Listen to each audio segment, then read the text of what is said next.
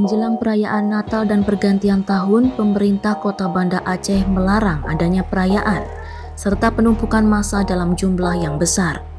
Hal ini agar tidak ada lagi penambahan kasus positif COVID-19 di Banda Aceh, yang saat ini tercatat 0 kasus positif COVID-19 pada Rabu 22 Desember 2021.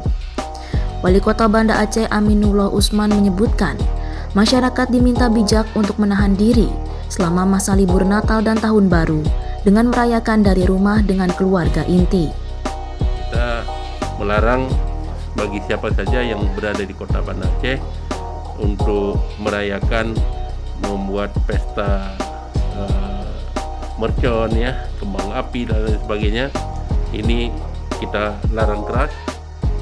Di sisi lain, pemerintah Kota Banda Aceh juga mulai mengantisipasi lonjakan wisatawan dari berbagai daerah menjelang pergantian tahun.